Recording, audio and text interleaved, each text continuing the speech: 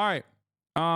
Let's get started on the aid package. That's right. We have a new aid package, folks, and our not so old Presidente, who definitely isn't senile. Please don't say that, Jon Stewart. I hope Jon Stewart didn't say that because I haven't watched it yet. He delivered some remarks on the incredible bill because guess what, dude? America fights on a lot of issues. Okay, Travis Kelce versus Ron Purdy or whatever that guy's name is. Okay. Did Jesus Christ win or lose at the Super Bowl? Did Satan win or lose at the Super Bowl? These are the things that divide us. But if there's one thing that unites us, at least our politicians, it is always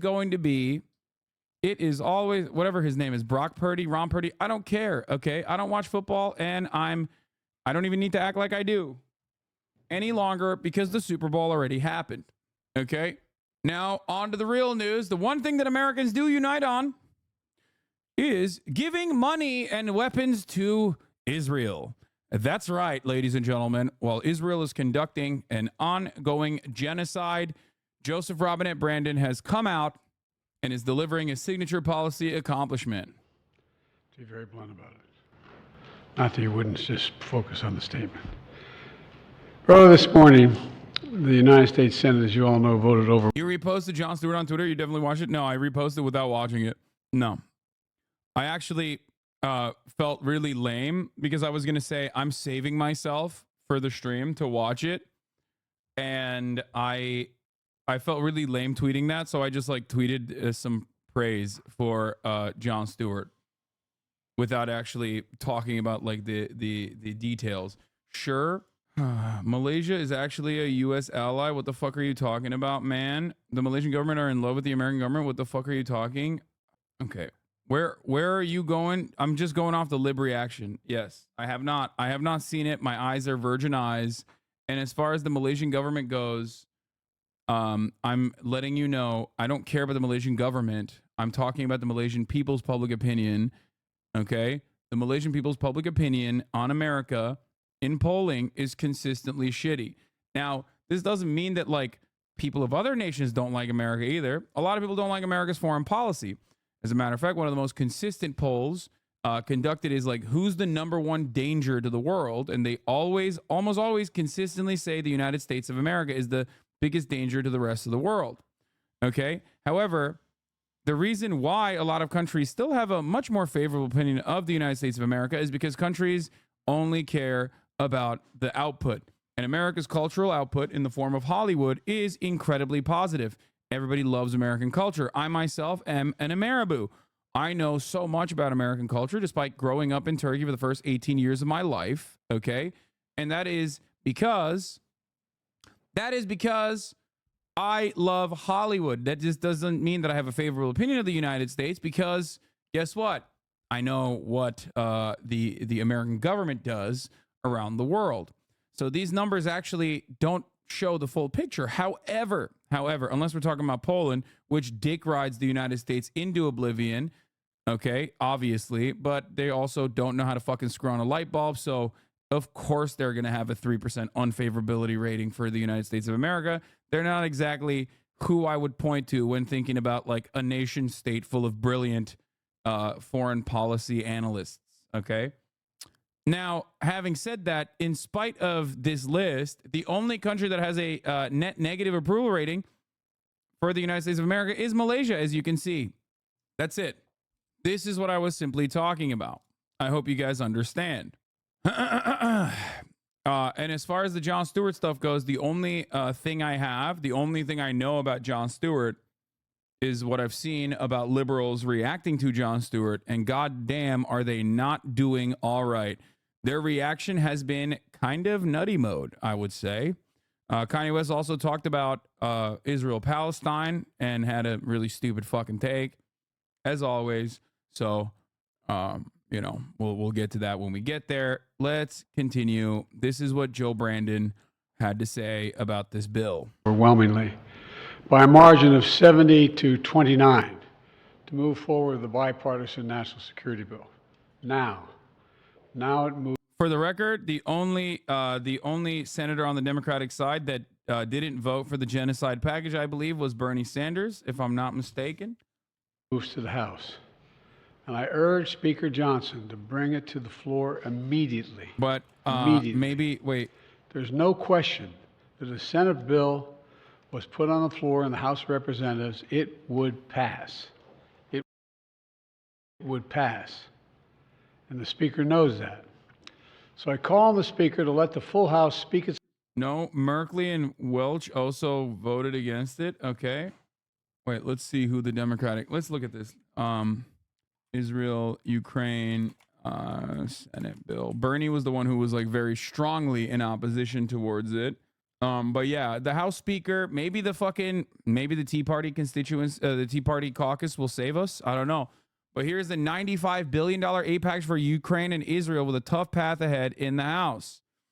Senate passed a $95 billion foreign aid bill for Ukraine, Israel, and Taiwan on Tuesday, with more than 20 Republicans defying former President Donald Trump, who fervently spoke out against the bill. Senate voted 70-29 to approve the bill early, with 22 Republican senators supporting it. Trump, whose opposition to the initial national security supplemental led to its demise, lambasted the foreign aid bill, saying in a social media post over the weekend that the United States should only loan money to foreign allies. Senator Lindsey Graham, a national security hawk who once supported the foreign aid, voted no on the bill Tuesday and echoed Trump's comments that any aid should be a loan, even though much of the money would go to American companies to replenish U.S. arms supplies. Okay? The bill now, dude, this is like having this happen so publicly, and the meta change from supposedly liberal but neutral outlets very openly saying like, no, guys, like this is actually good for the American economy, is a really interesting predicament, because it is actually the driving engine of the American economy is the military industrial complex. This part is true. This is something I talk about all the time. But back in the day when I used to say this kind of thing, people would look at me like I'm a conspiracy theorist. Okay. Like, oh, yeah, dude, sure. I just watched Loose Change. Oh, I just watched Zeitgeist. Look at me. No, this is how it works. Okay? We give money to these countries. We give aid packages to these countries. And then that money goes back to the American military-industrial complex, because they're buying our weapons with that money. And it is, I would say, demonic, terrifying, bad in general. It's another way that we subsidize the military-industrial complex, even though we subsidize it on the front side as well. Okay? Now, having said that, though, we could have this kind of, Keynesian economics when it comes to, any other initiative, as a matter of fact, that doesn't engage in death dealing. It's actually a big chunk of what I advocate for, because I see the fucking way that it works for the military-industrial complex. So I'm not angry on the principles of this money cycling in and out. I just personally despise the fact that all of our jobs programs revolve around fucking killing people, okay? Now, what's really, really, really frustrating about this entire predicament, beyond the opinions I have on maybe we shouldn't be spending so much on death dealing. Like, sure, it's great that F-35s are fucking flying overseas and lasering like brown children overseas and thousands and thousands of miles away, instead of, being able to purchase medication or being able to get medication for free even. But, of course, we always have money in the banana stand for the motherfucking military-industrial complex. The bill now will head to the House, though, with Speaker Mike Johnson in a statement on Monday night that said, strongly suggested he may not take the Senate bill on the floor for a debate for a vote because it does not address the southern border. The Senate agreement did not include any additional money for the southern border after an attempt to pair them collapsed this past week. Chuck Schumer said in a Tuesday morning news conference that he hopes to impress upon Johnson how urgent it is for the House to act on the bill. Schumer said he hopes to speak to Johnson directly in the coming days. Democrats are championing genocide openly. Okay? Democrats, I repeat, are championing genocide openly. They are trying to outflank the Republicans from the right on the issue of genocide, when 50% of the Democratic Party's voter base says what Israel is doing is an act of genocide. Think about that. 50% of the Democratic voter base thinks that Israel is doing genocide against the Palestinians. And while that's happening, the Democratic Party's organs of communication are proudly screaming that we need to give billions more to that same genocide. That is incredible. That is incredibly stupid. Okay? It's obviously morally repugnant, but it's also kind of dumb. Meanwhile, the only saving grace in the circumstance are the Republicans who will gridlock and obstruct no matter what. This is literally the grand bargain playing out once again. The Obama administration did this with Social Security cuts. They were going to cut Social Security. And the only thing that stopped the Obama administration from cutting Social Security was the Tea Party caucus and how interested they were in obstructing. It blows my mind. It blows my mind that this is where we're at. Okay?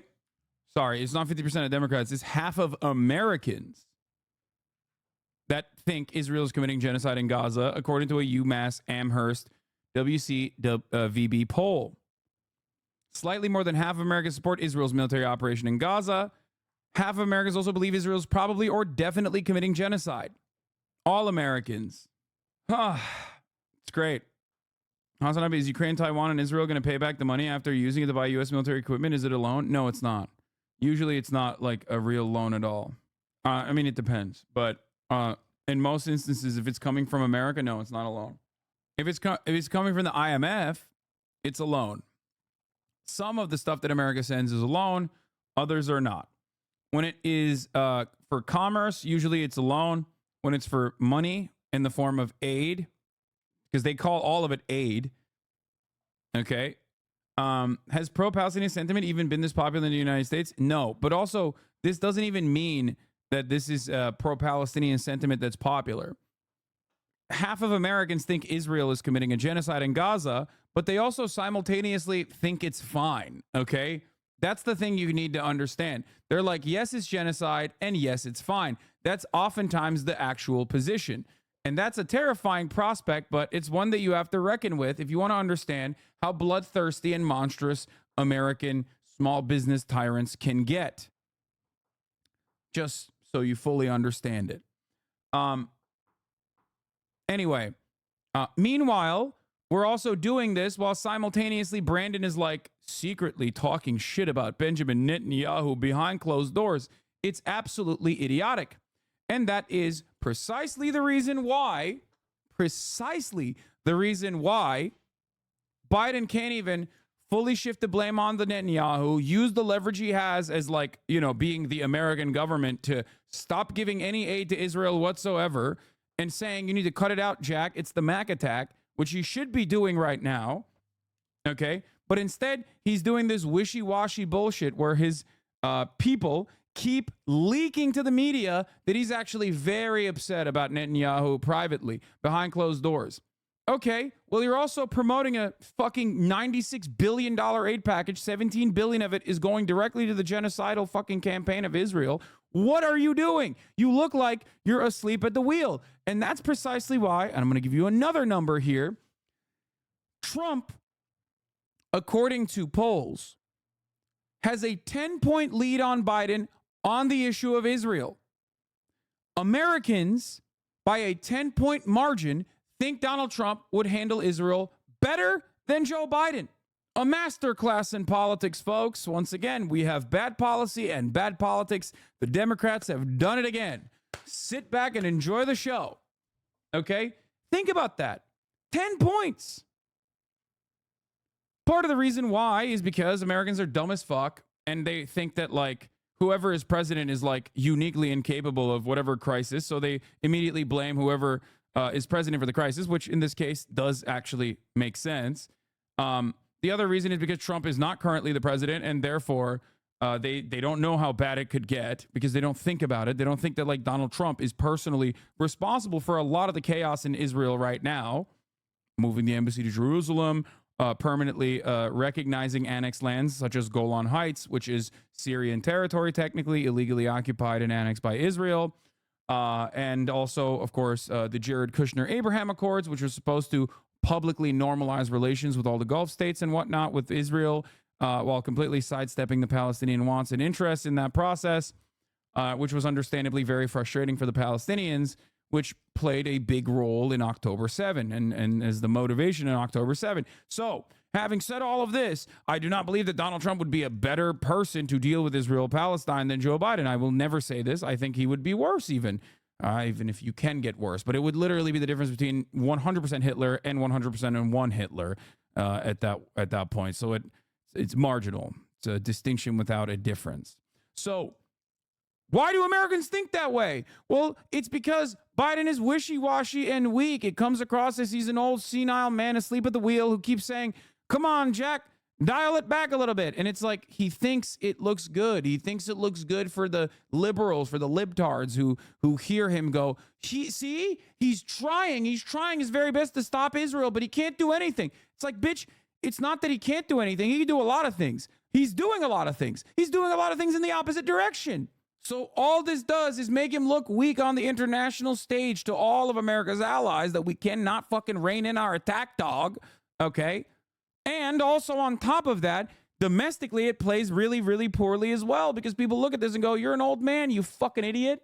Here, yeah, I mean, this is a good take as well. Breaking, Biden reportedly calls Netanyahu derogatory terms in private as frustrations grow with Israel. Like, what is he going to fucking say, like, anti-Jewish slurs in private? And then all of a sudden it's going to magically fix the problem? Like, what do you mean derogatory terms? So he's like, oh, yeah, guys, hold on, dude. He's gonna drop a tactical K word, okay? And then all of a sudden it's going to clear everything out.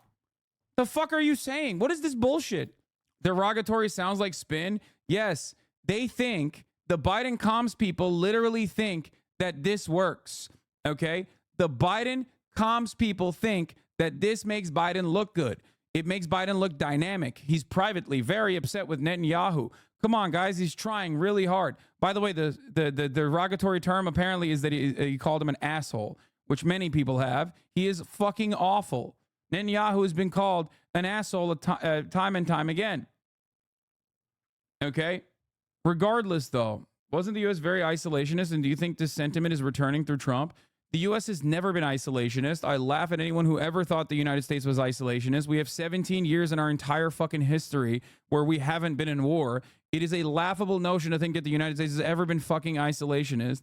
And also, isolationism should not be mistaken with like an anti-internationalist perspective, I guess. Like, many people think differently about isolationism.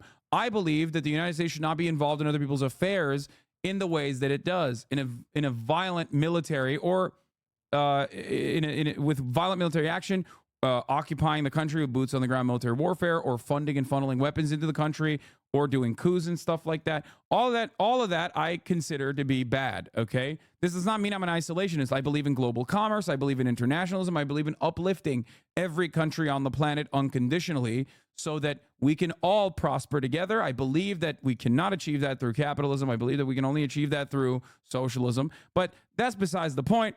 I think it is ridiculous, okay? I think it's ridiculous to keep assuming that the way that we have been operating for as long as we have, in the violent ways that we have become the hegemonic superpower, should continue, must continue, and will continue without any kind of interference or without any kind of backlash.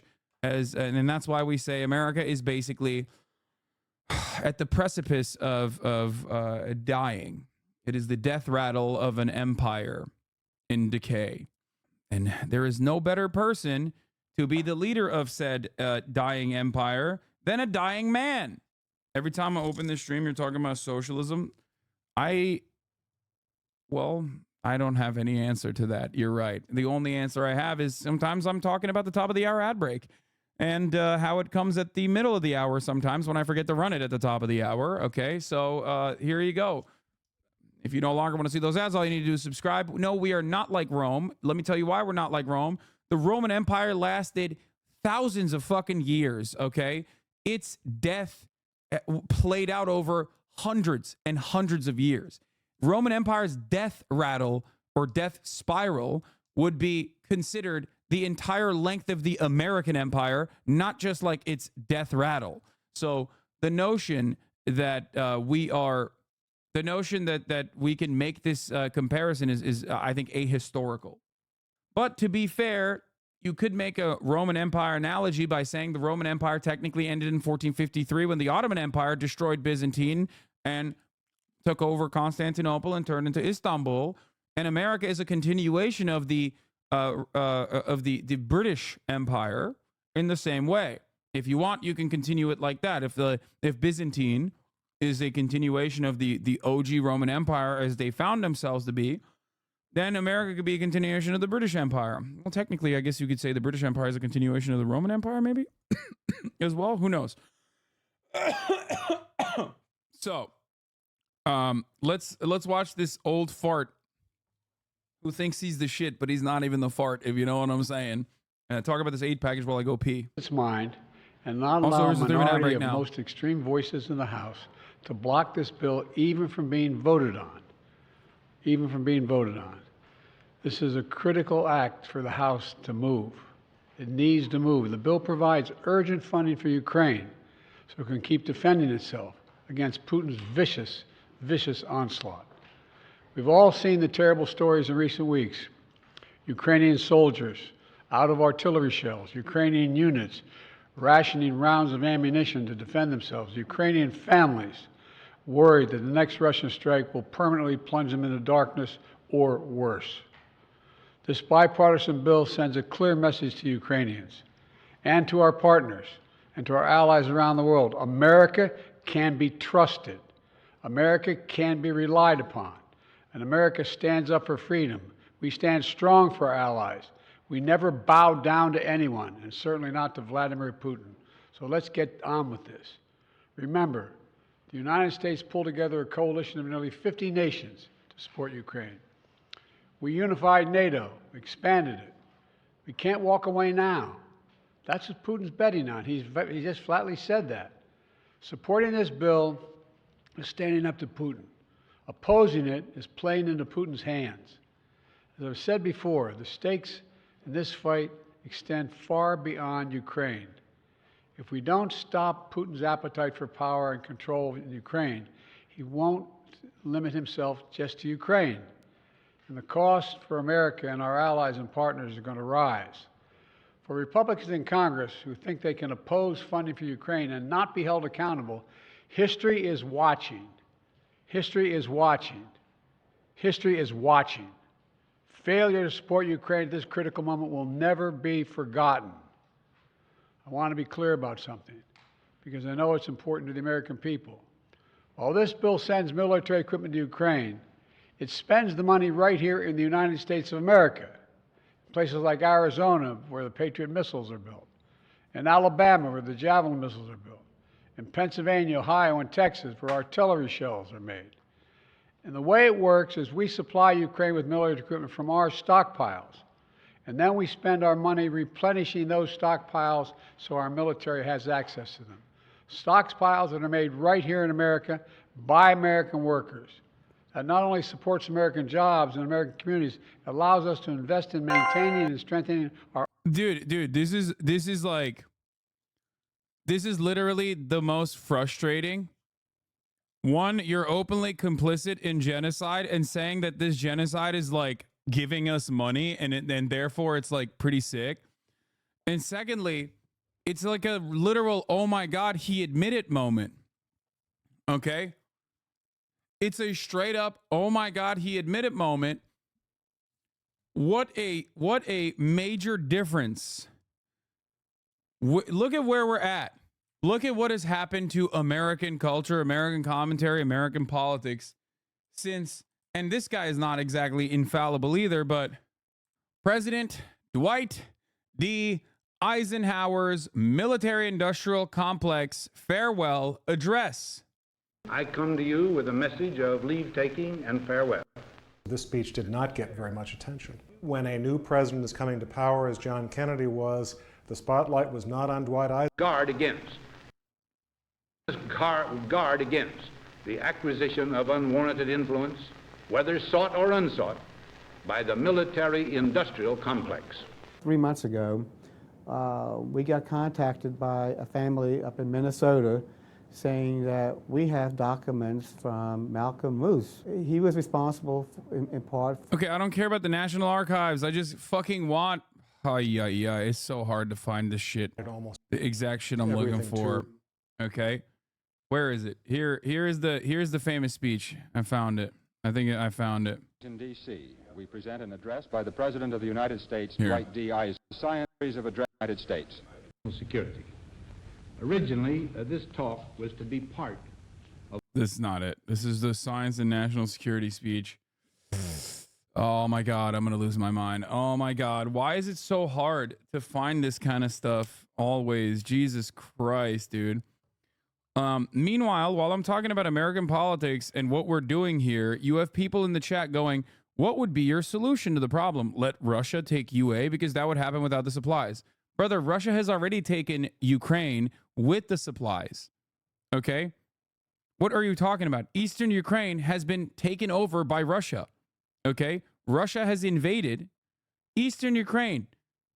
In their eyes, they've also openly annexed it as well. We must guard Stop. against. You sent me the same fucking video. Oh my God. Stop. A vital element in keeping the peace is our military establishment. Here, this is Our arms must be mighty, ready for instant action, so that no potential aggressor may be tempted to risk his own destruction. Our military organization today bears little relation to that known of any of my predecessors in peacetime, or indeed by the fighting men of World War II or Korea. Until the latest of our world conflicts, the United States had no armaments industry. Why do people keep saying, wait, isn't this the majority report? Why do you keep saying that? American makers of plowshares could, with time and as required, make swords as well. But we can no longer risk emergency improvisation of national defense. We have been compelled to create a permanent armaments industry of vast proportions. Added to this, 3.5 million men and women are directly engaged in the defense. By the way, it's only obviously ballooned since then, but this is the most important part of it, okay? We have created a permanent armament industry of vast proportions. These are the words you need to remember. Of vast proportions. Added to this, 3.5 million men and women are directly engaged in the defense establishment. We annually spend on military security alone more than the net income of all United States corporations. Now, this conjunction of an immense military establishment and a large arms industry is new in the American experience. The total influence, economic, political, even spiritual, is felt in every city, every state house, every office of the federal government. We recognize the imperative need for this development, yet we must not fail to comprehend its grave implications. Our toil, resources, and livelihood are all involved. So is the very structure of our society. In the councils of government, we must guard against the acquisition of unwarranted influence, whether sought or unsought, by the military-industrial complex. The potential for the disastrous rise of misplaced power exists and will persist. We must never let the weight of this combination endanger our liberties or democratic processes. We should take nothing for granted. Only an alert and knowledgeable citizenry can compel the proper meshing of the huge industrial and military machinery of defense with our peaceful methods and goals, so that security and liberty may prosper together. Dwight D. Eisenhower, yeah. So there's another good quote from the Chance for Peace speech that also known as the Cross of Iron speech, was an address given by U.S. President Eisenhower shortly after the death of Soviet leader Joseph Stalin. Okay. Here is the part that is important. A chatter also brought it up. Every gun that is made, every warship launched, every rocket fired signifies in the final sense a theft from those who hunger and are not fed, those who are cold and are not clothed.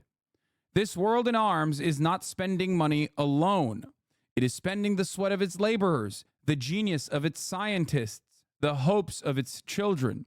The cost of one modern heavy bomber is this: a modern brick school in more than 30 cities. It is 2 electric power plants, each serving a town of 60,000 population. It is 2 fine, fully equipped hospitals. It is some 50 miles of concrete pavement. We pay for a single fighter with 500,000 bushels of wheat. We pay for a single destroyer with new homes that could have housed more than 8,000 people. This is not a way of life at all in any true sense. Under the cloud of threatening war, it is humanity hanging from a cross of iron. This attitude is now regarded as being pro-Putin, as being America's, being against America's interests. This attitude is now regarded as like being pro-terrorism against America. This is what I try to instill to this audience every fucking day of the week. Okay? And yet, while I bring this up, you still have people that turn around and go, Putin made clear he won't negotiate about Ukraine. There are still 35 million Ukrainians that would go into the fascist regime that wants to eradicate their identity. On top, Putin not stop after UA if he was successful. And it's this mentality of fear for valid reasons, mind you, okay? But this mentality of fear is what causes American empire to continue and the American war machine to continue, okay? You can write all the essays on the fucking planet. I'm not even saying personally that there is no aid to be given to Ukraine.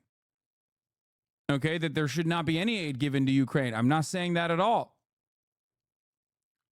However, the issue here is if our reasoning for giving aid to Ukraine is simply to, as Biden also personally admitted here, when I say it, I'm a fucking tanky. When Biden says it, you're like, I can't wait to vote for him. Is that it cycles through the American economy and you personally cope and seethe and make it seem as though, oh, he's only saying that because he wants to win over votes. That's why he's trying to sell the idea of giving more money to a genocidal state like Israel, okay? Or weapons to a genocidal state like Israel. If that's your cope and seethe moment here, well, you have to also reckon with the reality that every dollar that goes to the military-industrial complex is a dollar that could have gone to fixing our roads, to fixing our housing problem, our housing crisis, to fixing our infrastructure, to fixing our power grid, to fixing our public transit opportunities. All of that demonstrates once again that America's motivation overall is to keep the military-industrial complex running, no matter what. Here. This is from the... In the councils of government, we must guard against the acquisition of unwarranted influence, whether sought or unsought, by the military-industrial complex.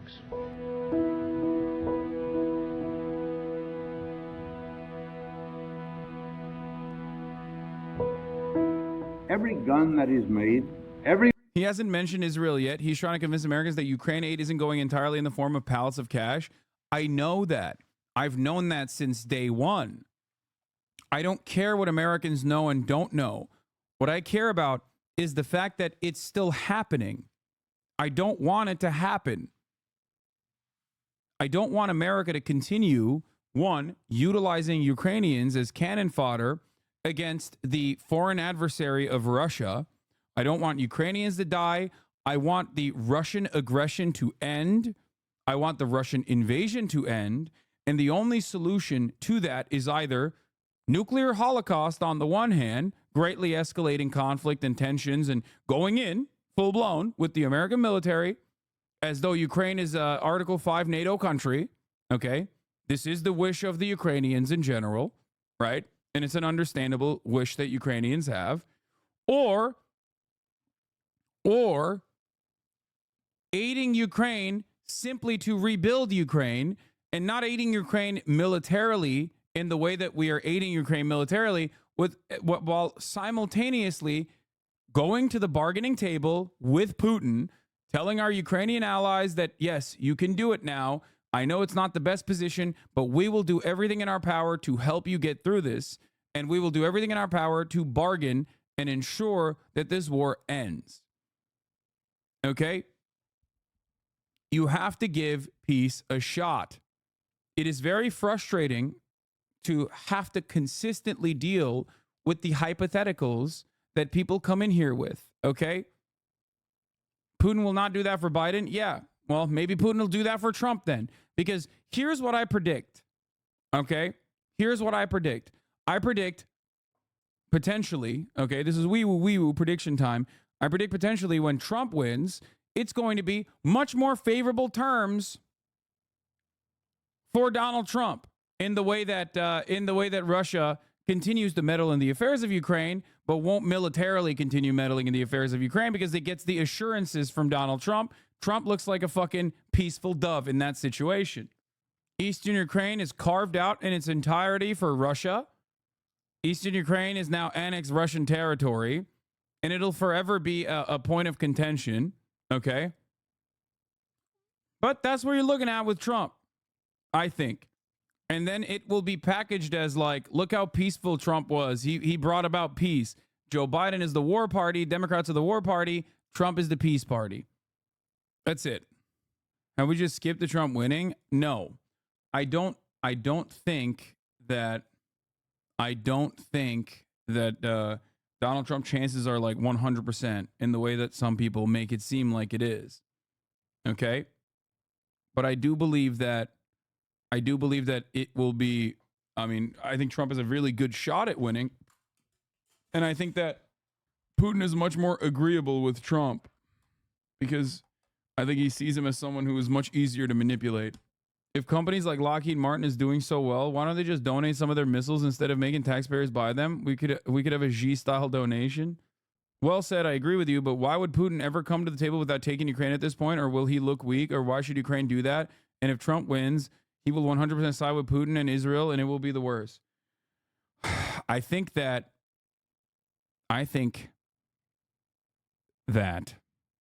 even if Russia has no reason to follow through on the conditions of a peaceful negotiation, a peaceful cessation of hostilities, it is unimaginably stupid to not try.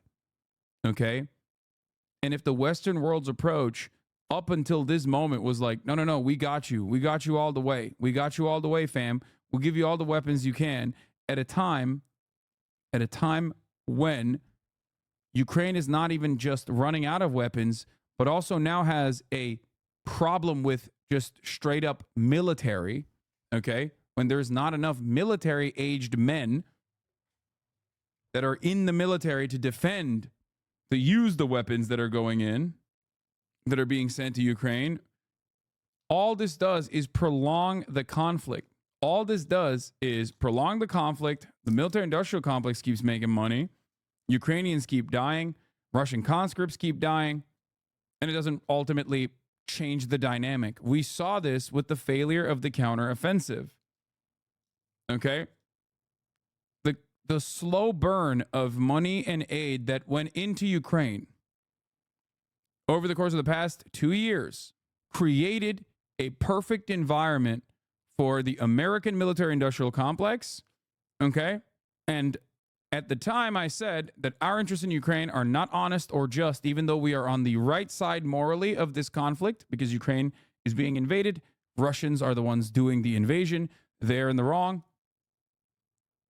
Because our interests are simply prolonging the conflict and crippling the Russian military, everyone fucking yelled at me and said I'm a Vladimir Putin defender over and over and over again.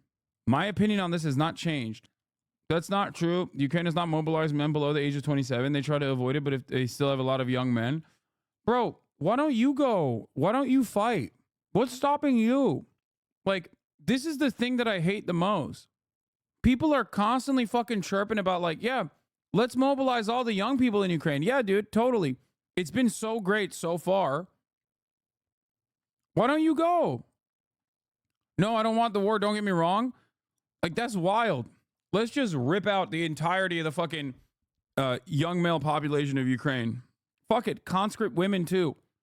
What I said about America's involvement and interest in Ukraine was openly revealed by the likes of Liz Warren and also the likes of Lindsey Graham and other American senators as well from both the Democratic Party and the Republican Party. Lindsey Graham openly admitted, for 5% of our military budget, we've been able to cripple 50% of our foreign adversaries' military without a single American active duty service member dying in the process. I'd say that's a great return on investment. And that's it. That's our only interest. That's our sole interest. And the real return on investment, of course, isn't even crippling the Russian military. We don't give a fuck about that either. The real return on investment is that we are able to recycle these funds back into the military industrial complex, which line up the pockets of our politicians. That's the whole point. And the only way they sell that is by telling you a wonderful little story. A wonderful little story that, like, actually, our interests here are just, actually, we're on the right side, which is true. We are on the right side in Ukraine. Okay? We're on the right side for wrong reasons. If they have so many young men ready and willing to fight, why do I keep seeing videos of that young guy with Down syndrome loading the mortar wrong and then getting screamed at by his comrades? And it was like the 5th video of that guy. Some chatters laughing at what I said, but it's true and sad. You can tell how scared the poor guys while they yell at him for almost killing them all. I have not seen that video. I never see stuff like that. What do you think Ukraine can put on the table to negotiate at this point? Dismantle Azov, abolish ad breaks? Oh, fuck. Agree not to join NATO? No.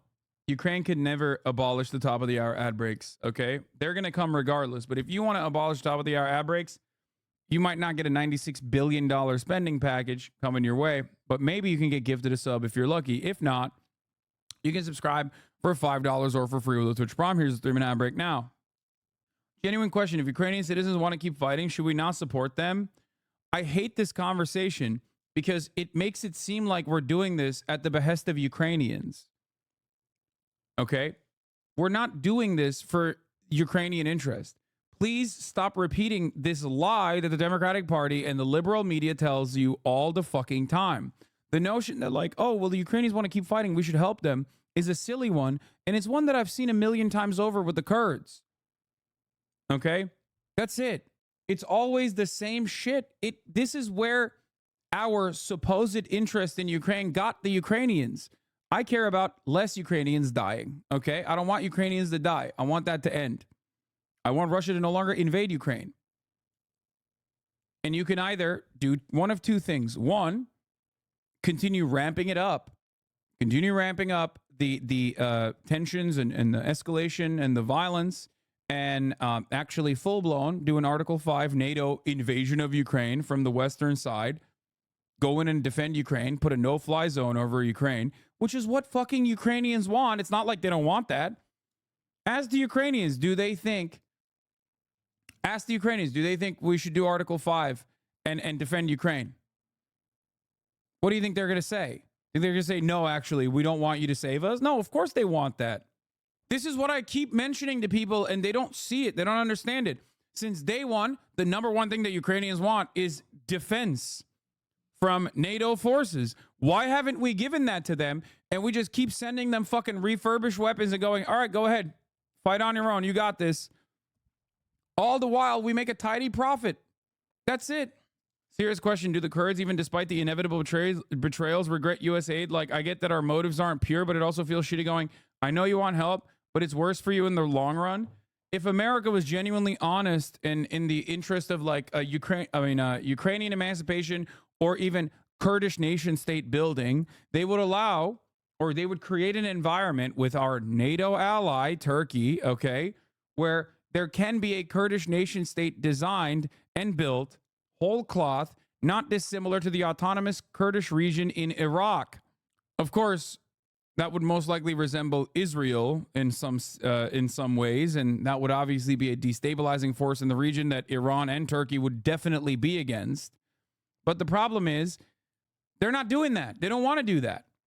They don't want to allow there to be any kind of nation state because it's better. It's better for America to utilize the Kurds in the region as a militia force when they see fit, when they want to destabilize, when they want to fucking use them against like our allies and partners in the area, in the region. Even Radio Free Europe is all everyone needs to hear. What is this? Even Radio Free Europe complaining about the drafting process in the Ukrainian army. Yeah. Dude, that's crazy. That's crazy that Radio Free Europe is like cooking Ukraine now, which many people forget. Ukraine used to get a lot of bad press before the Russian invasion about how corrupt it was, how corrupt the Zelensky administration was. All of this, and this is from 11 months ago, is a telltale sign that we're pulling out of our unconditional support for Ukraine. This is literally the American State Department, okay? Look, Radio Free Europe, Radio Liberty is funded whole or in part by the American government. Vladimir Putin went out and straight up said a whole bunch of nonsensical bullshit like Ukraine is all Russian. I'm invading Ukraine because, or he didn't really mention that part, even though he is doing that. But he kept saying like, oh yeah, Ukraine is Russian. We are one people. We are one people. We'll get over this. We'll get over this. Meanwhile, he's like fucking bombing the shit out of Eastern Territories, took over the Eastern Territories entirely by force. Okay. This is 11 months old. Just I know. Even 11 months ago, that's what I'm saying. Even 11 months ago, the American State Department is like, pulling the ripcord. All that stuff is irredentist and completely nonsensical. Okay? All of what Vladimir Putin said about Ukraine in the first 36 minutes of his fucking conversation with Tucker Carlson was nonsensical, irredentist bullshit. Okay? Russian Empire shit. But there were plenty of parts after that where he talked about the many different instances where he wanted to turn Russia into Israel, okay, for America. I don't know if he was honest about it or not, but he isn't wrong when he says Russia is a bourgeois state. Like, we are not. We are a capitalist state. We are not a fucking communist state. Here's the problem. You either go full tilt and go to war, okay, and do Article 5, and there are literally chatters in here who are fantasizing about that prospect, which spells doom and gloom and potential nuclear holocaust, which is something that I don't know if you want to take a shot on, but I guess it's like pretty suicidal. It's also additionally suicidal for Ukraine and Europe in general, okay? Or you tell Ukraine, all right, we have to come to the table and start the bargaining process to stop this war from continuing. But why would America do that? Why would the United States of America do that? Why should they do that? The Democratic Party is perfectly valid and perfectly happy when they see that their own voters are like, yeah, no, we're on the right side on this war, which is true, right? So we should continue it. We should continue arming. Even independent outlets such as this one still have a shit ton of people in here that come in here to say, no, you're right. We have to just keep prolonging this process, delaying the inevitable. And for those of you who say, if Putin says no, then what? Then you keep arming Ukraine. What changed? Nothing. What changed? What changed? Nothing. We still ended up at 0.1, 0.0. Is there really a right side to the Russia-Ukraine conflict? Yes. 100%. There is. I don't give a shit that Zelensky is a bad leader or whatever. I don't care. I'm not one of these people who's like, oh my God, Zelensky's so hot.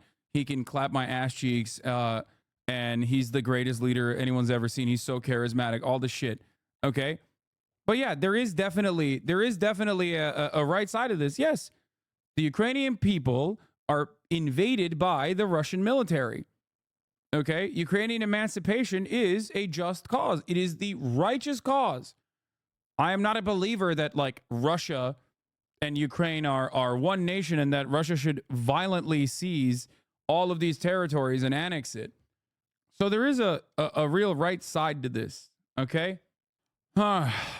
What's your suggestion? Bargain away a third of your country? What prevents the next time a bully decides to just take something knowing it will get a slice? I mean, once again, if that happens, back to square one. Nothing changed. Okay? This is the issue. That happens, back to square one, nothing changed. I am perfectly consistent on this. I believe that we should be pushing for a real ceasefire in Gaza. I believe we should be pushing for a real ceasefire in Ukraine as well. On the one side, obviously, our allies are the ones who are under attack. On the other side, our allies are the ones doing ethnic cleansing. So we have even more power to stop the Israeli genocide than we do when we do with respect to Russia's invasion of Ukraine. However, that shouldn't stop us from trying. It is not up to you, you fucking imperialistic fucks. Why should Ukraine? You are being so fucking US centric. It's painful. Yes, dude. I am. My analysis is only America this, America that. I don't have any fucking deep thought ever. I am an imperialist for saying that Russia has no right to Ukrainian territory and that Ukrainian emancipation is a just cause. All of this stuff is correct. America's involvement in the process, however, is either nut up or shut up. Okay? And if you're not going to do fucking Article 5, if you're not going to go in with NATO, then fucking work towards a peaceful agreement, a peaceful solution. And if it doesn't fucking work, then you're back to square one anyway. Why is this so confusing for so many people? America, on the other hand, has no interest in actual peace in Ukraine. They will leave Ukrainians out to dry the moment that the military-industrial complex does not have enough weapons to send over there because they're too busy sending it to Israel. Even the money that we have now recycled back into the military-industrial complex does not immediately magically translate to weapons for Ukraine tomorrow.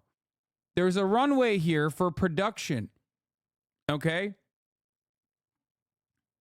There is a runway.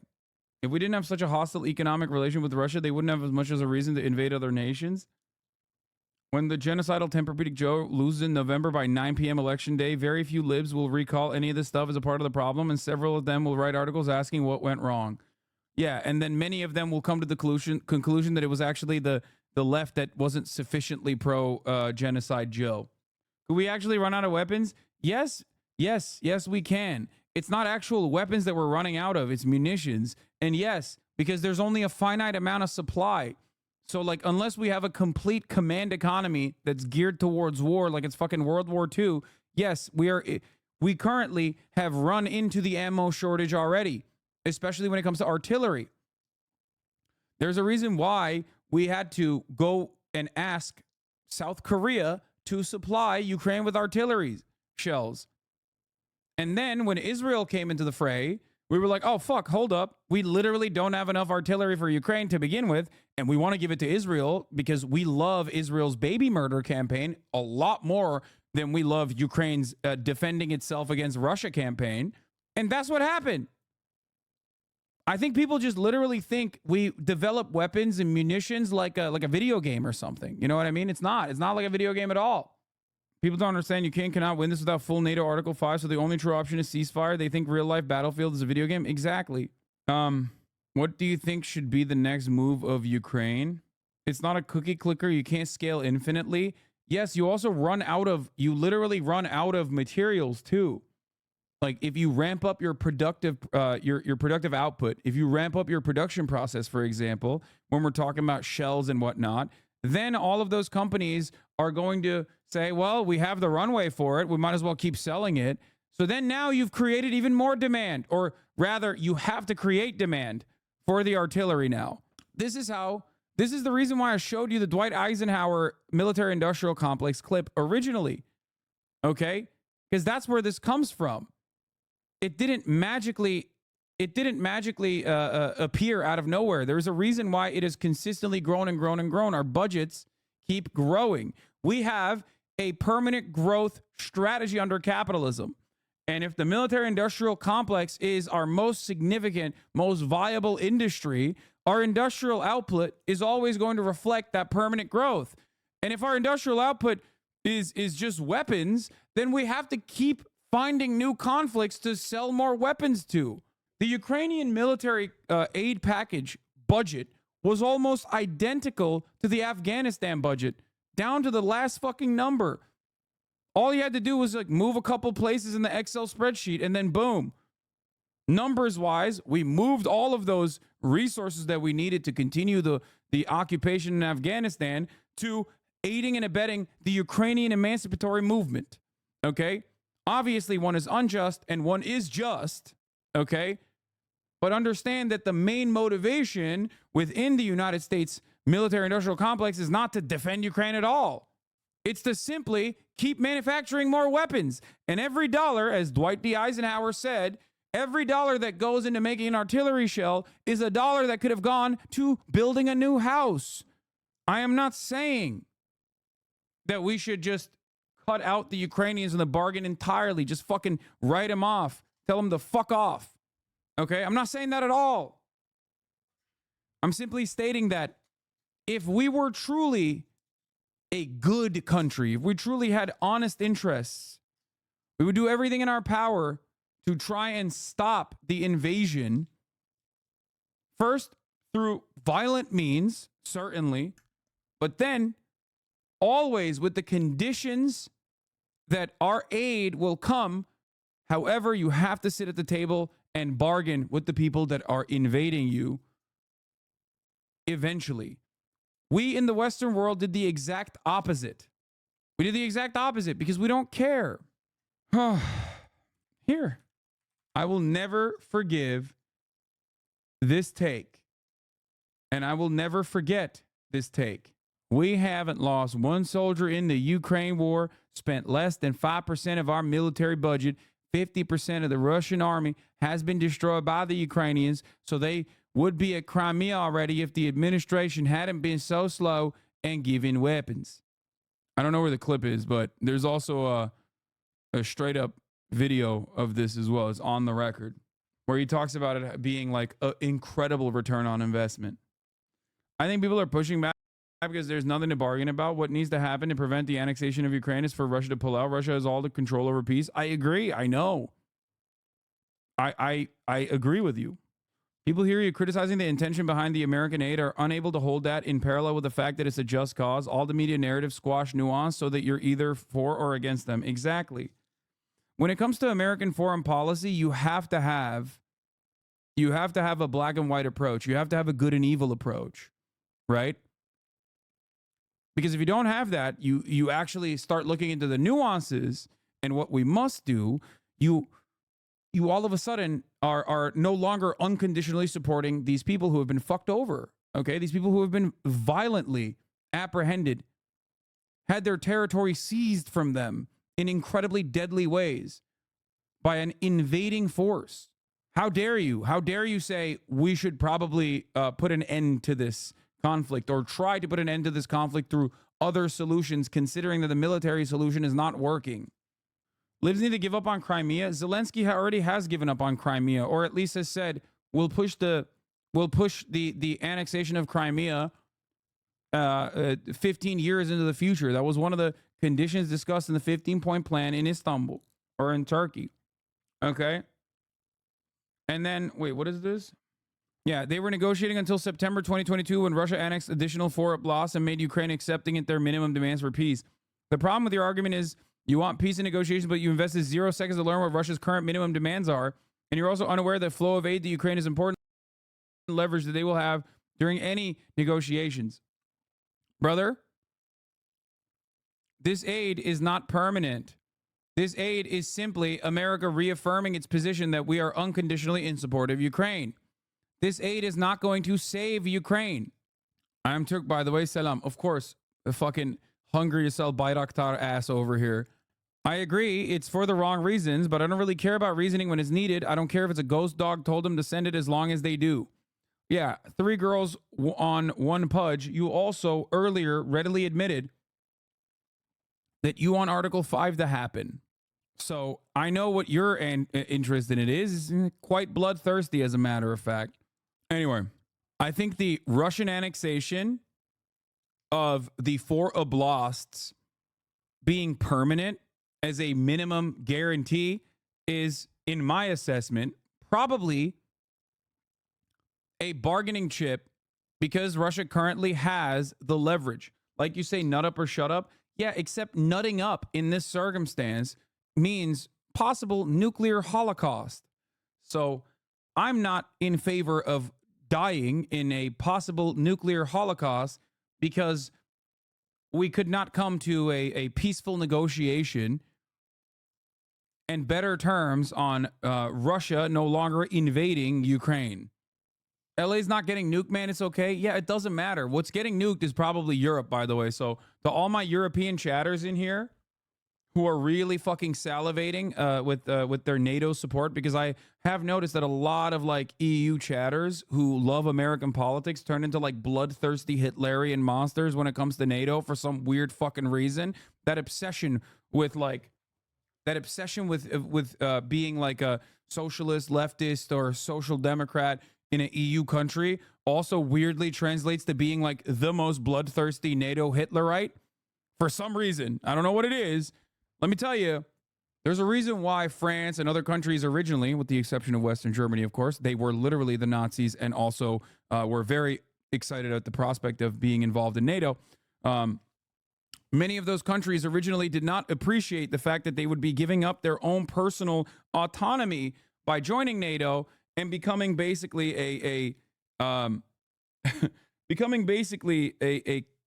territory for America to utilize against the USSR early on, especially when America started putting weapon systems in Europe.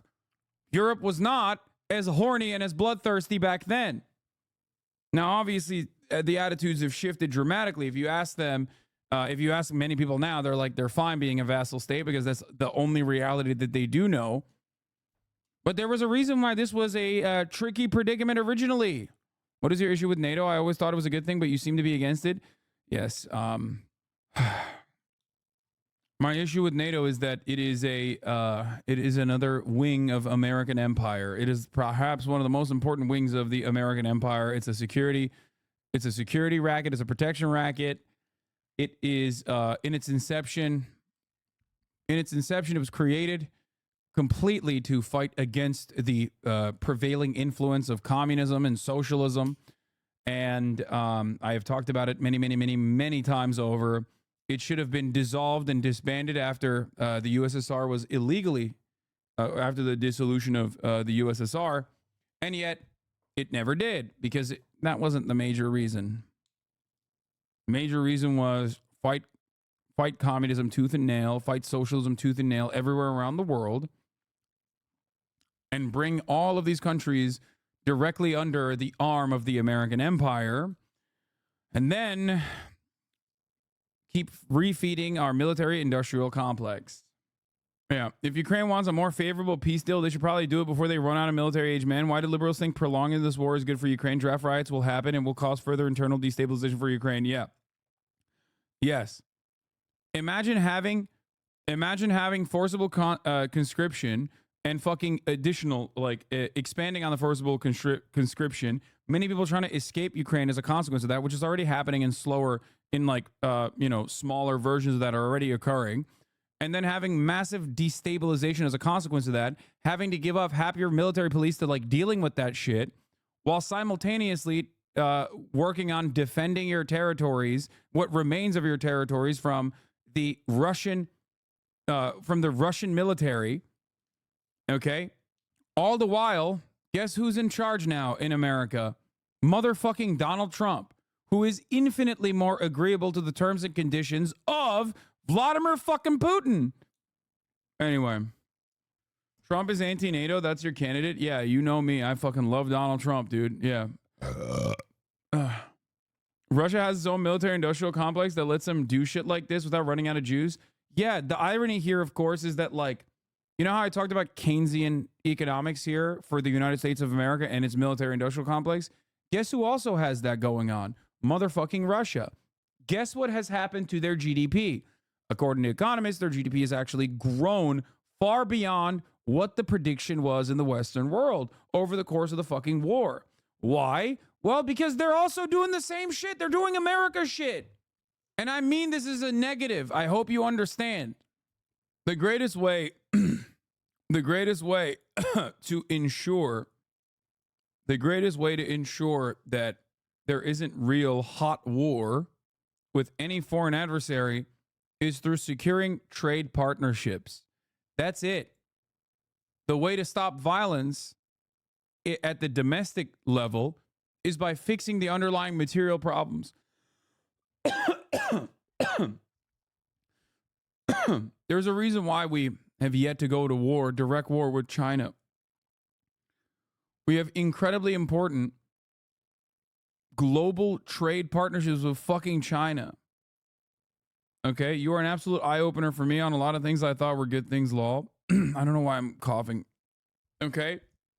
No matter how much politicians fantasize about going to war with China, our trade relations with China is what keeps everyone at bay.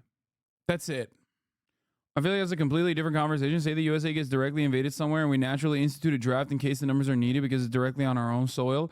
Are we a failed state because of some people with fleet in not to be drafted? I think it's different when people's cousin's house got blown up down the road. They're not being drafted and sent to Iraq. No, I understand that, but like, that's a really cool fucking take to have from the United States of America. You're not in Ukraine. You know what I mean?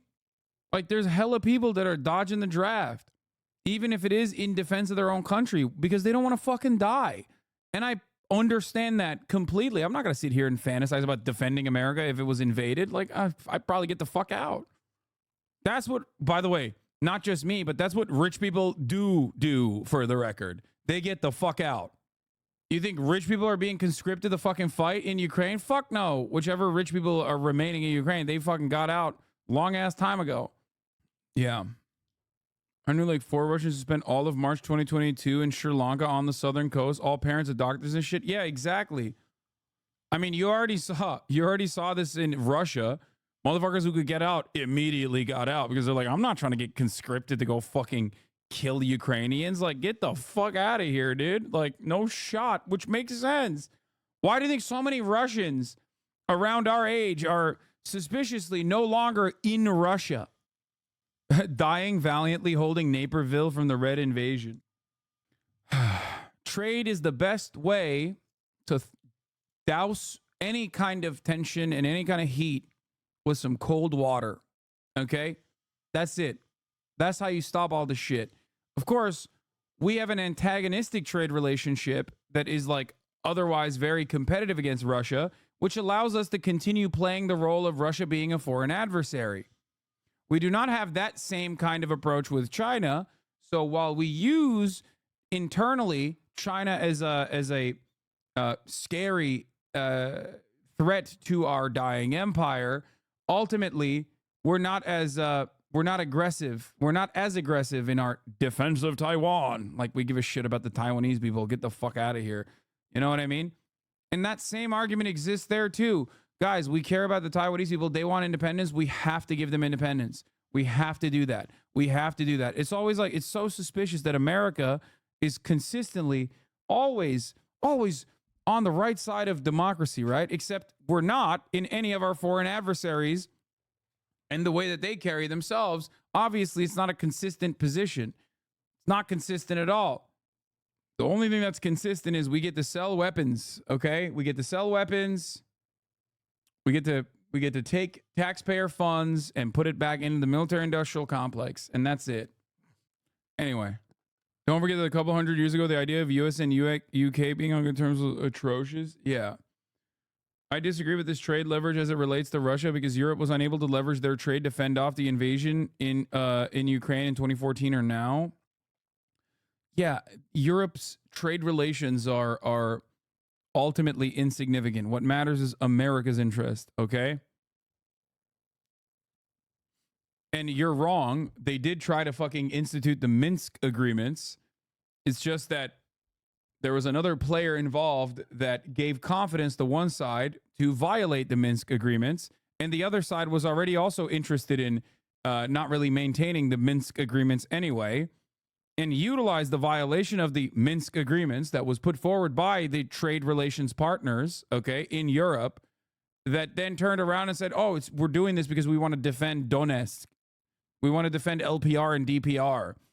Look at all the people that died there. We have to defend them because Ukraine is killing them. Ukraine is killing their own people with artillery. Okay, 13,000 people had died at that point. Now how many fucking people have died? Now how many Russians have died? Now how many Ukrainians have died in that exact same fucking territory? The number is 10x. Was that a good defense of LPR and DPR by Russia? Fuck no, of course not. It was bullshit. It was a bullshit reason. So yes, I do think that personally, Vladimir Putin, I hate to give it on, I hate to tell the sweatiest liberals of all time that they are correct on Vladimir Putin being like a Duginist, imperialist guy. There is some truth to what they say in that regard. However, his own horniness to take over Ukraine will always be met with the reality that a takeover of Ukraine is going to be impossible for Russia. That has not changed. Okay? Impossible in air quotes? Bitch, what do you mean? Of course, it's still impossible. You cannot permanently annex Ukraine. You just can't do that. They will do terrorism for the rest of their lives, as they have every right to do so. Look at Israel, Palestine. Hello? Has that not taught you anything? If the United States cannot permanently annex a nation, then Russia certainly will not be able to do that. That's it. Ukraine people aren't terrorists, though? No, I don't mean terrorism as a bad thing, dude. What are you talking about? Okay, I mean terrorism as a means of like emancipation from Russian invasion, okay? I'm talking Russia permanently annexes Ukraine. What the fuck do you think the Ukrainians are going to do? They're going to do terrorism, okay, as a means of liberation, an insurgency. Like non-state actors fighting against a state actor. Anyway, this stuff is so dumb. But this is simply just the Ukrainian side of the equation. The real other side of the conversation is the Israel side, which we haven't even talked about. Because while we are technically on the right side, even for the wrong reasons in Ukraine, we are definitely on the wrong side when it comes to Israel's ongoing ethnic cleansing campaign in Gaza. Our own defense manufacturing capacity. Look, this bill meets our national security priorities in the Middle East as well. It includes greater support for our troops serving in the region, who continue to defend against militia attacks backed by Iran. It also provides Israel with what it needs to protect its people against a terrorist group like Hamas and Hezbollah and others. And it will provide life-saving humanitarian aid to the Palestinian people who desperately need food, water, and shelter. They need help. And finally, this bill includes critical funding for our national security priorities in Asia. Because even as we focus on the conflicts in Gaza and Ukraine, we must not take our eye off our national security challenges in the Pacific. It's the responsibility of a great nation, and we are a great nation. Bro just said Ukrainians aren't terrorists, heavily implying they aren't brown. European brains need to be studied. I don't want to study European brains because I'm afraid of what I will see. Okay? I don't want the Hitlerite particles Geiger counter to break so fast. That the rest of the world looks to. And I mean that. The rest of the world looks to us. The stakes were already high for American security before this bill was passed in the Senate last night. But in recent days, those stakes have risen. And that's because the former president has set a dangerous and shockingly, frankly, un-American signal to the world. Just a few days ago, Trump gave an invitation to Putin to invade some of our allies, NATO allies. He said, if an ally didn't spend enough money on defense... What's happening in Asia now? What do you mean? Taiwan, which is our weapon that we wield. It's gross, man. It's fucking gross. Here's why it's gross, okay? I don't think China is ever going to, according to what Xi Jinping has said, is ever going to be like, all right, fuck it. Make Taiwan an American military base. Go ahead. Okay? Its closest point is a mile off the shoreline. It's technically the main bulk of the island is 100 miles off the coast. Its airspace is intertwined with mainland China, and they're a very important trade partner for Taiwan anyway. I'm saying China is. America's own personal opinion on the matter, or at least the way that they communicate to the rest of the world, is called strategic ambiguity. What does this mean? It means that, yes, we will keep funneling weapons into Taiwan. We will keep saying, Taiwan will defend you, will defend you, will defend you, will defend you, while also simultaneously saying, guess what? Taiwan and China are one nation, as a matter of fact. That is the official policy, but that's not what you hear if you listen to the media or if you listen to any number of these fucking American empire is better than anything else. Andy's out here. Okay? There's a reason why lolly defenders oftentimes assume this position as well. They like defending American empire and they like defending lolly. There's a There's a reason why, while yes, the Taiwanese population does want independence inevitably, okay? And that is understandable. Because why the fuck would they want more stringent, more rigorous Chinese control over their own civil liberties that they've gotten used to? Okay? Why would they? Nobody wants that. Hong Kong, similar situation there. While they understandably want independence from the People's Republic of China, the overwhelming majority of Taiwanese population still, to this day at least, says they don't want to rock the boat. The current order of business is good. Okay? That's it. That's it. This is the consistent position in polls in Taiwan, which is that, yes, the majority still wants independence down the line. It is never discussed what the down the line time frame looks like. And beyond that, the current order of business in the way that the status quo in the way that it exists is, yes, we do not want to be invaded by China, and we do not want to rock the boat and continue working with China in the way that we have. If I am Taiwanese or a Taiwanese politician, I'm looking at Ukraine, I'm like, I am trying desperately not to do shit. Okay? Yeah. There's a reason why Biden also says our interest in the Pacific instead of Taiwan for a reason. Okay?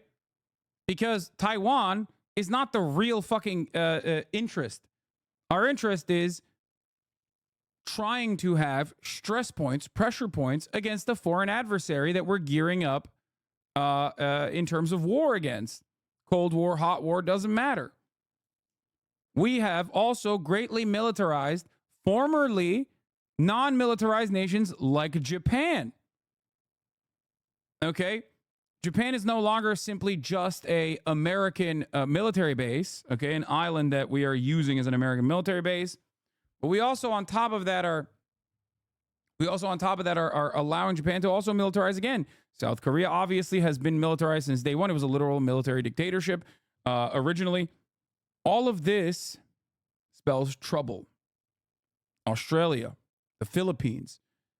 We are surrounding the South China Sea with contentious adversaries that we will very easily throw into conflict if need be, with the sole purpose of trying to take down or cripple our foreign adversary if push comes to shove. Okay? It's terrifying. The AUKUS agreement is terrifying, obviously. You know, nuclear subs being built in Australia. It's great for the Australian economy, mate. Fucking awesome. I love it, personally. Yeah. AUKUS, the Quad, Philippines, Vietnam. We're encircling China. Fucking hell, mate. We got fucking nuclear submarines, mate. Putting a fucking shrimp on a barbie. Great. We're sick cunts. It's great for our economy, right? Bear dinkum. This broadcast is an absolute oasis in terms of U.S. foreign policy. Yeah, that's why so many people fucking despise me. Anyway. Putting a nuke. Yeah, try that. Try that in a fucking small town, mate. You've heard about shrimps on the barbie. How about a fucking nuke on the barbie? Prawn, not shrimp. Smudge. Okay. All right, let's finish all this. He would encourage Russia to, quote, do whatever the hell they want, end of quote. Can you imagine? A former president of the United States saying that. The whole world heard it. The worst thing is he means it. No other president in our history has ever bowed down to a Russian dictator. Well, let me say this as clearly as I can. I never will. Oh, hell yeah, God's Brandon. sake, it's dumb, it's shameful, it's dangerous, it's un-American. When America gives its word, it means something. When we make a commitment, we keep it. Dang right. And NATO is a sacred commitment. Donald Trump looks at this as if it's a burden. When he looks at NATO, he doesn't see the alliance that protects America and the world. He sees a protection racket. He doesn't understand that NATO is built on fundamental principles of freedom, security, and national sovereignty. Yeah, by the way, how is this any different than what, like, normal Republicans, not Trump, says? And how is this any different than, like, what you hear from the supposedly radical progressives, by the way? NATO's here for the principles of freedom and justice and honesty and all the good things. It's a sacred pact. Yeah, man. So sacred. It's so sick. All of our enemies out there, they're not interested in self-interest. They're not rational actors, Jack. They're bad. And they're wrong. And we, on the other hand, are always right. And so are our allies. They're doing righteous. I don't know. Look, I don't know where this goes with China. Okay? I don't know where we go with China. I am not excited to find out. Looking at America's track record, it's not somewhere good. Okay? That's all I'm going to say. As for Trump, principles never matter. Everything is transactional. He doesn't understand that the sacred commitment we've given works for us as well. In fact, I would remind Trump and all those who would walk away from NATO, Article 5 has only been invoked once, just once in our NATO history, and it was done to stand with America after we were attacked on 9/11. We should never forget it. You know, our adversaries have long sought to create cracks in the alliance. Yeah, that was real sick that we did that, by the way. Yeah, that was cool. The greatest hope of all those who wish America harm is for NATO to fall apart. And you can be sure that they all cheered when they heard Donald Trump and heard what he said. I know this. I will not walk away. I can't imagine any other president walking away. For as long as I'm president, if Putin attacks a NATO ally, the United States will defend every inch of NATO territory. Let me close with this. You've heard me say this before. Our nation stands at an inflection point in history, where the decisions we make now are going to determine the course of our future for decades to come. This is one of those moments.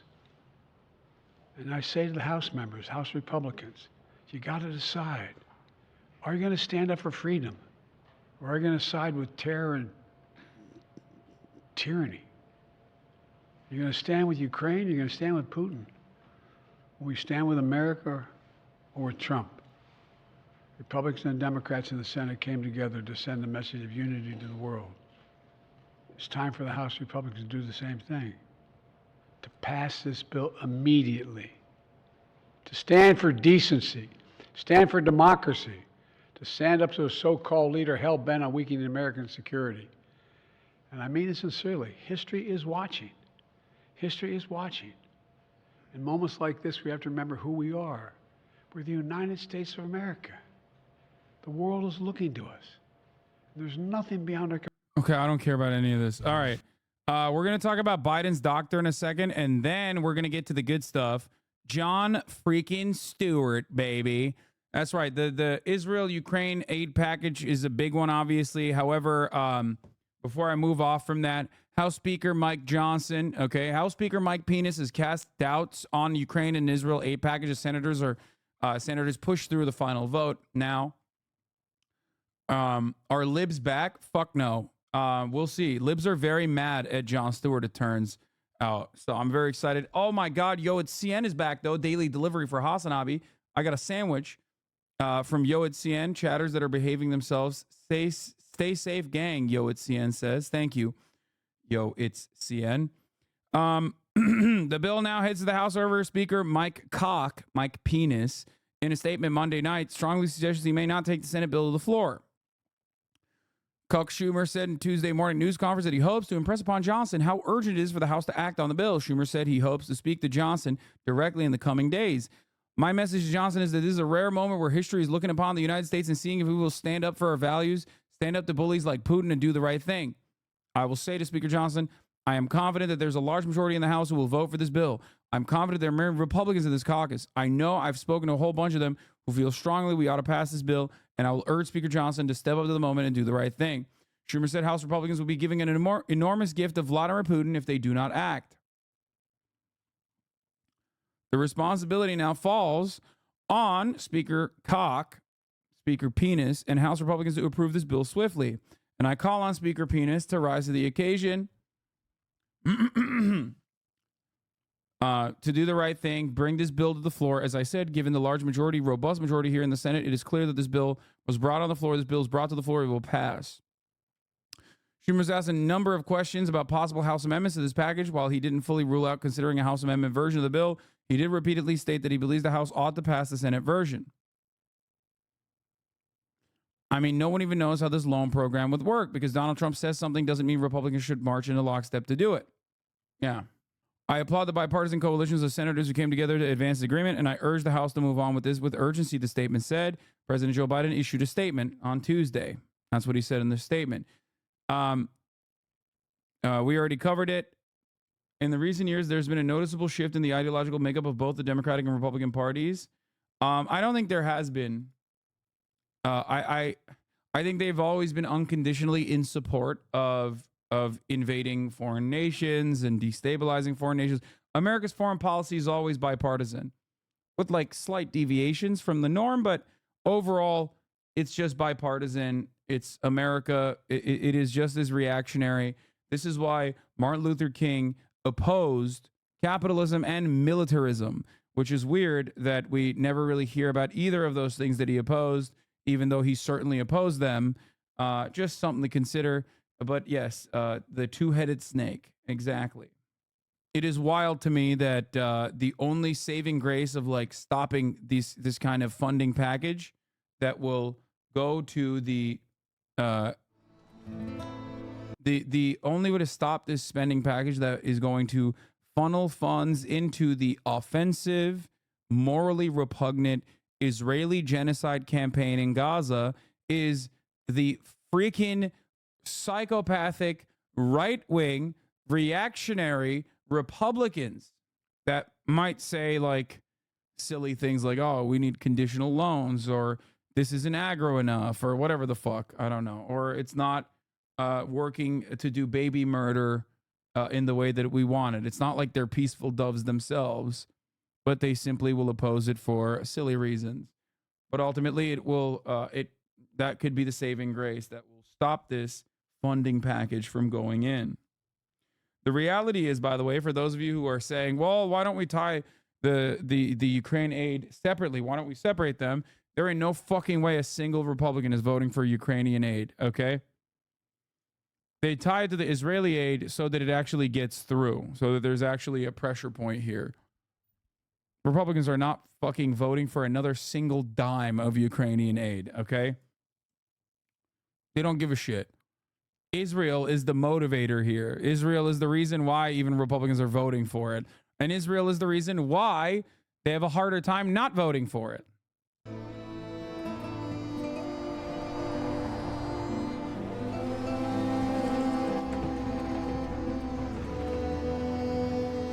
What the fuck is this, chatter? Has changed. Oh. It's no longer about nations, ideologies, or ethnicity. It's an endless series of proxy battles fought by mercenaries and machines. War and its consumption of life has become a well-oiled machine. War's changed. But in some ways, war never changes. Otacon. ID tag soldiers carry ID tagged weapons, use ID tag gear. nanomachines inside their bodies. Yeah, the actual intro is so much better graphically. No need to change Kojimbo's version. I agree. Enhance and regulate their abilities. Dude, remember when video games were non-political like this? Like, what the fuck? I hate Gamergate, man. They really changed up our beautiful non-political, apolitical video games, dude.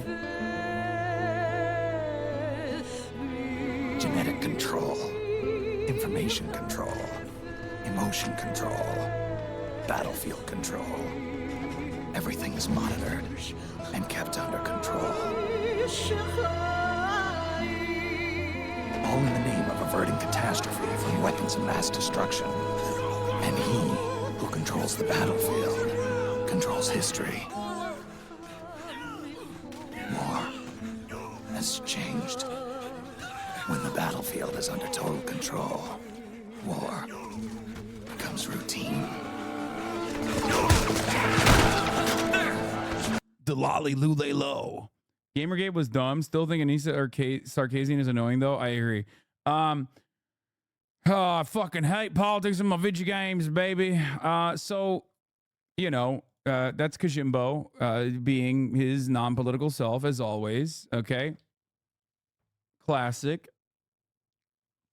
Snake is pro-Palestine. There's no way. Dude, this actually reminds me of, I think Cavernicle was making a video about like how gamers just like routinely misunderstand like Japanese video game developers. And it's such a funny, I didn't watch the video, but I was talking to him about this a little bit. But it's so funny because like the Yakuza series, a lot of people were saying that the Yakuza series is like not supposed to be woke, and then they wokeified it for like American releases. Like, no, dog. The Yakuza series is so goddamn woke since like 2006. Okay, they had like positive trans characters since Yakuza 3. Okay, so the notion that like it's not fucking a woke game or whatever is really dumb. Okay, so that's number one. And the same goes for, obviously, Metal Gear Solid.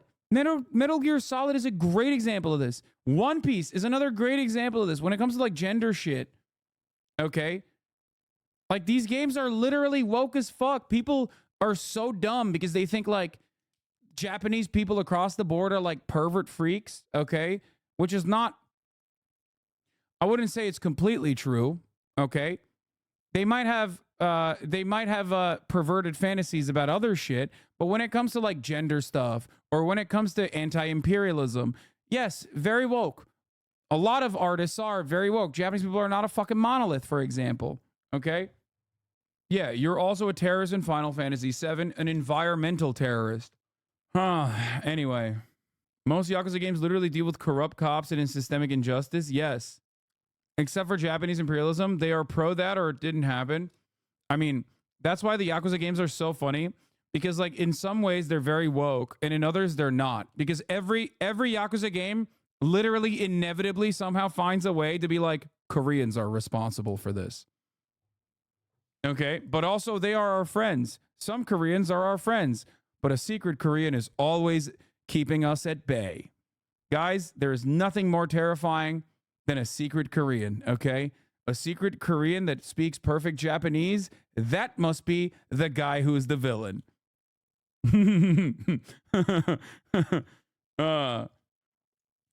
Anyway, that's like a deep lore about Yakuza. Every fucking game, every goddamn game, it's like a secret Chinese or a secret Korean in Japan, okay?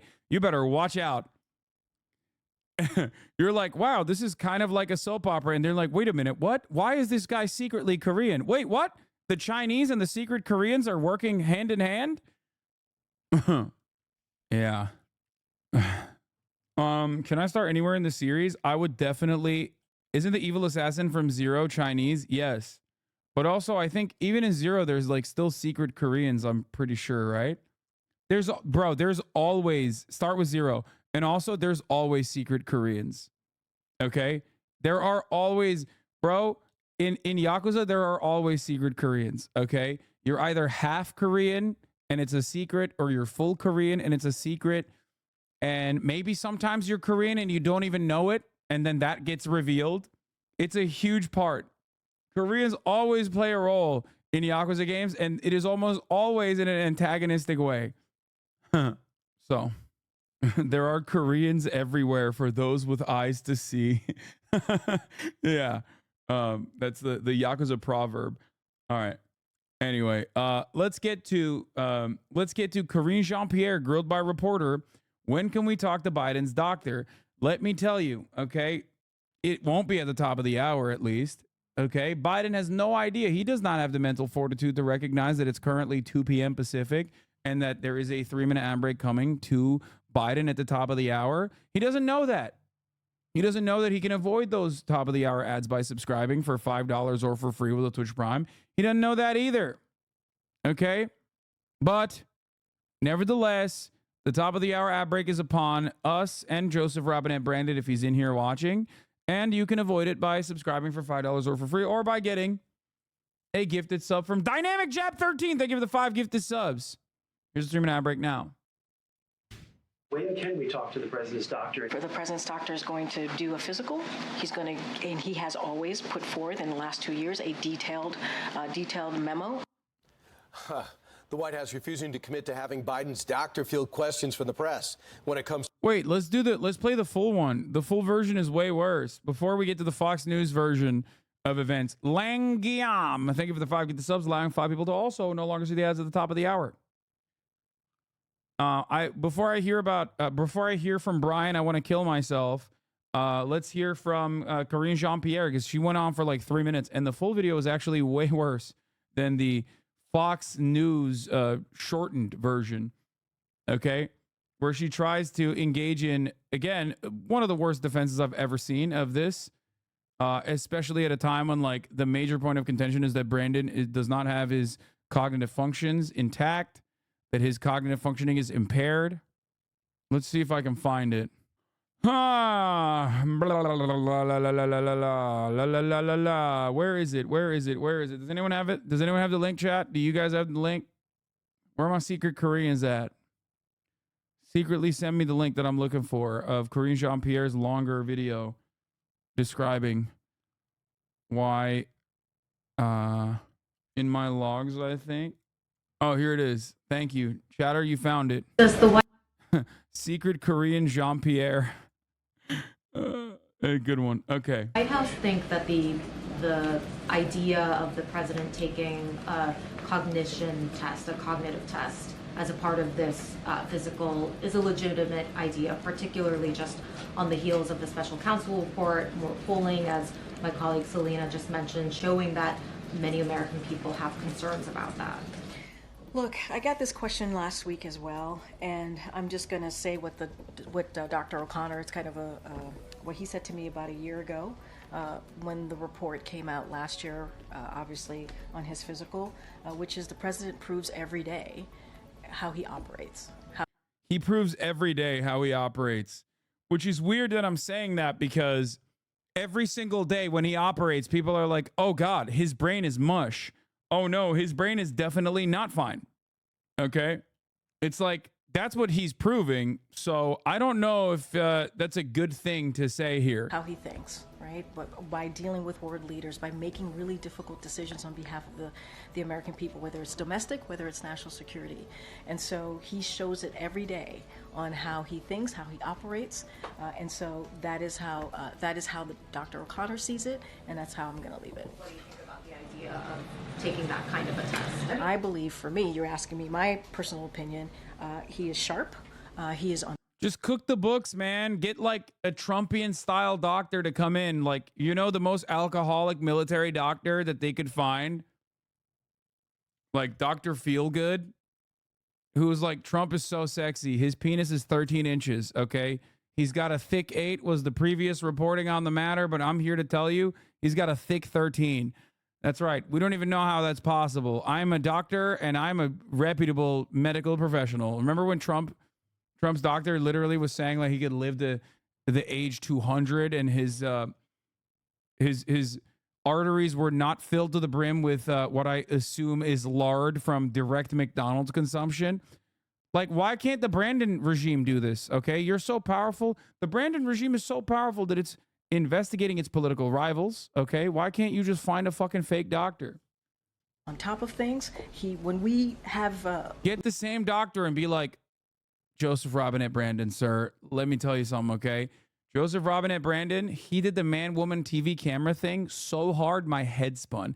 I have dementia now because I couldn't comprehend how good he was at his age, at his young age of 874. He was able to nail that test so fucking hard. It's like, it feels like he has a Benjamin Button disease. His brain is actually too young. He's doing Brian Johnson shit, okay? His penis, also young. His penis is basically underage at this moment. And his brain, on the other hand, overage, but under the age of 874, which is how old he is. Okay? For those throwing up huhs, I'm talking about that fucking rich guy who's like, I've de-aged my penis.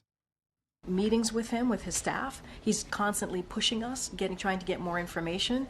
And so that has been my experience with this president. Anything else outside of that, I just shared with you what Dr. O'Connor said to me, and so I'll just leave it there. What was the guy, wasn't his name Brian Johnson or whatever, the PayPal villain? The rich guy who changed his penis to change his pee-pee? Where's the, fuck. Oh, there it is. To his mental acuity. Here with reaction is GOP Congressman, a doctor himself, Mark Green. Congressman, great to see you. First off, do you think at this point the American people need to hear from his doctor? I'll be back in a second. I think with all the incredible gaffes and, loss of focus that the president's had on international media when he was in Vietnam, that incident, I think we need to know the report on his mental condition. This is the hardest job in the world, being president of the United States. We need someone whose faculties are 100% on all the time, and it doesn't look like this guy's are. And, even from a physician's standpoint, the symptoms, the way he speaks, the pressured speech sometimes, it's not appropriate, and we need to know. When you remember how long Ronnie Jackson, when he was Dr. Ronnie Jackson, took questions about President Trump's health, went on for 45 minutes. Yep. So yeah, Ronnie has been leading the charge on this. He's had multiple letters demanding the president release his, dementia test or his mental capacity tests. So we got to talk about the border, and you're going to look to impeach Mayorkas as early as today. But I want to talk about the crisis. What about this? That app that this administration came up with so people can register to come across our border legally, it's been accessed 64 million times. This is as we're trying to get to the bottom of why our border's been flooded, and it's not climate change. Would we agree on that? Could that be the problem here? This app? 100%. Yeah, no, look, all they've done is subvert the laws written by Congress and create... Oh, it is Brian Johnson. Yeah, I was right, dude. Here. My nighttime erections are now better than the average 18-year-old. Last night was 175 minutes. Here's the data. Nighttime erections are a biomarker for cardiovascular, physiological, and sexual health. Come on, chat. Sometimes I got... Wait, what the fuck? Oh my God, I got scared. I accidentally thought that I was like... Yeah, sometimes when I say jokes, like, you got to fucking be with it. You know what I mean? We're not synced up. We're not synced up, and I don't like it. When I talk about, Yakuza, the man who changed his penis, being fully torqued for 175 minutes sounds like a punishment. Yeah, I mean, it's like closing in on the amount of hours that you're not supposed to have an erection for. It literally is like getting close up in the territory of, rhino dick pills and shit. Jon Stewart is every white man in America. Okay, we're going to get to Jon Stewart in a second. All right, let's finish this. Mechanisms where people can get instant parole, and that is absolutely against the Immigration and Nationality Act. And that CBP One app that you're talking about, I mean, the coyotes and the drug cartels just fill it out for an extra fee. I mean, it's absolutely absurd. Will you look to impeach Mayorkas today, and will you do it if Steve Scalise is not there? So the vote will happen today. We're voting today, and as I understand it, Steve is en route to come to D.C. and vote. And it was 215, add Scalise. We make history today. And lastly, Mike Gallagher. Okay, I don't care about the fucking immigration shit that they're talking about. All right, ladies and gentlemen, The Daily Show is back. Jon Stewart is back on The Daily Show. Now, let me tell you something, okay? Before we get into this, I haven't watched this. Okay? I haven't personally watched this, but I did see stuff like this. This is obviously a meme. Pretty certain that this is a meme. M. Hud was saying this is one of his friends. Jon Stewart is every white man in America that thinks he's irreplaceable. He saw black, brown, and yellow and women doing his job better and expanding the platform and got mad and decided to come back due to his ego. Now, that's actually a joke. However, it's not a joke. That there are Jon Stewart is 20 years younger than Joe Biden, but they look the same age. I'm just adding to that discourse. Liberals are very disappointed. Liberals are very, very disappointed. I haven't even seen this bit that he engaged in, but I have seen how liberals have reacted to it. And let me tell you, it is not great. Damn, this guy's good.